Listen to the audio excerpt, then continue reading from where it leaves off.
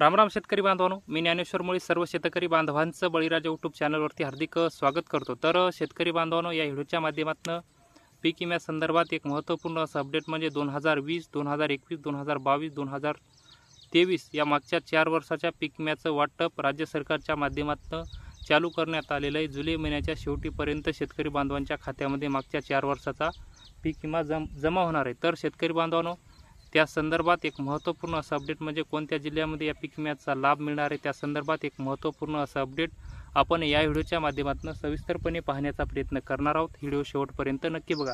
चला तर शेतकरी बांधवांनो, व्हिडिओला सुरुवात करूया। तर शेतकरी बांधवांनो, राज्य सरकारच्या माध्यमातून येणाऱ्या विधानसभा निवडणुकीच्या पार्श्वभूमीवर शेतकरी बांधवांना एक मोठं गिफ्ट म्हणून गिफ्ट दिलेलं आहे। शेतकरी बांधवांना एक मदत दिलेली आहे। मागच्या 4 वर्षाचा 2020, 21, 22, 23 या मागच्या 4 वर्षाच्या पीक विम्याचं वाटप राज्य सरकारच्या माध्यमातून चालू करण्यात आले। तर शेतकरी बांधवांनो, जुलै महिन्याच्या शेवटीपर्यंत 30 जुलैपर्यंत शेतकरी बांधवांच्या खात्यामध्ये मागच्या 4 वर्षाचा पीक विमा जमा होणार आहे। तर शेतकरी बांधवांनो, ते जिल्हे कोणते ते आपण पाहूया। तर शेतकरी बांधवांनो, अहमदनगर, नाशिक, चंद्रपूर, सोलापूर, जळगाव, सातारा, परभणी, वर्धा, नागपूर, जालना, गोंदिया, कोल्हापूर,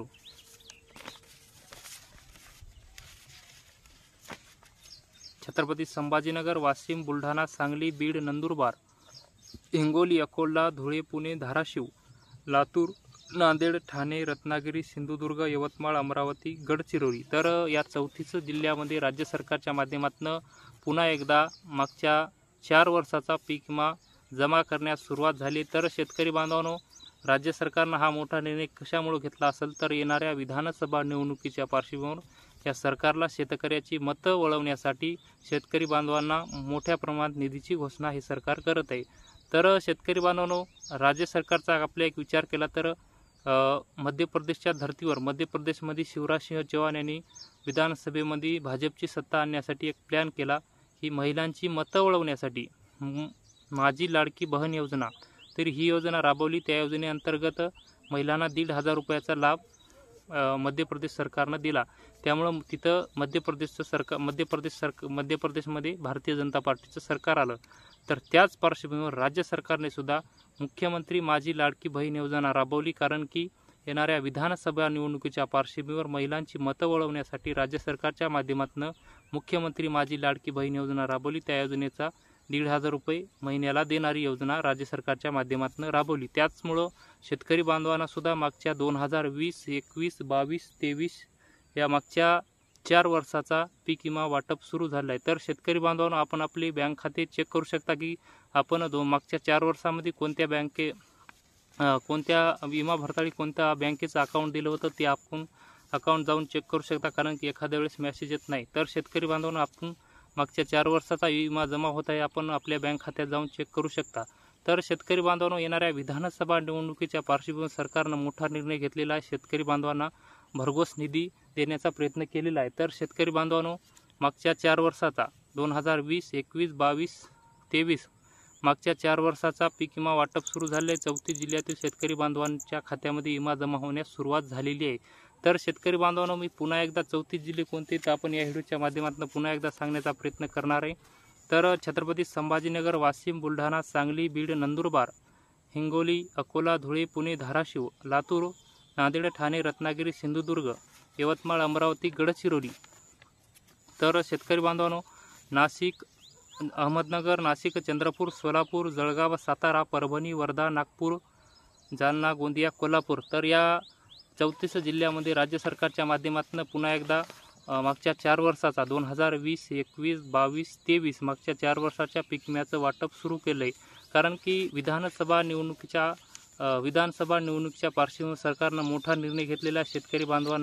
शेतकरी बांधवांची मतं वळवण्यासाठी राज्य सरकारनं मोठा निर्णय घेतलेला आहे। मागच्या 4 वर्षाचा पीक विमा वाटप सुरू केलं आहे। तर शेतकरी बांधवांनो, आपण आपले बँक खाते जाऊन चेक करू शकता। कारण सध्या मेसेज येत नसतो एखाद्या वेळेस। तर विमा जमा होण्यास सुरुवात झाली तर हेक्टरी 22,500 रुपयापासून ते वरीत 45,000 रुपयापर्यंत सोयाबीन या पिकाचा पीक विमा शेतकरी बांधवांच्या खात्यामध्ये जमा होत आहे। तर शेतकरी बांधवांनो, येणाऱ्या विधानसभा निवडणुकीच्या पार्श्वभूमीवर सरकार मोठमोठाले निर्णय घेत आहे।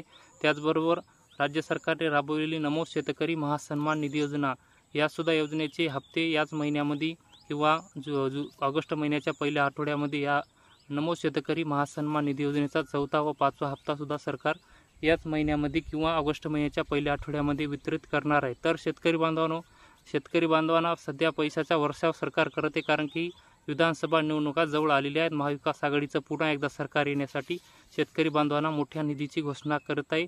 तर शेतकरी बांधवांना मागच्या 2020, 21, 22, 23 या मागच्या 4 वर्षाचा विमा हा वाटप सुरू झालेला आहे। तर शेतकरी बांधवांनो जुलै महिन्याच्या शेवटीपर्यंत वाटप पूर्ण होणार आहे। तर शेतकरी बांधवांना आपण आपली बँक खाते जाऊन चेक करू शकता, आपण कोण्या बँकेचं अकाउंट दिलं तर विमा भरताळी मागच्या 4 वर्षात विमा जमा होण्यास सुरुवात झाली। तर शेतकरी बांधवांना हे होतं खरीप हंगाम 2020, 21, 22, 23 या 4 वर्षाच्या पीक विम्यासंदर्भात पीक विमा वाटप सुरू झाले आहे। त्या संदर्भात एक महत्त्वपूर्ण असं अपडेट, ते अपडेट आम्ही आमच्या व्हिडिओच्या माध्यमातून आपल्यापर्यंत सांगण्याचा प्रयत्न केला।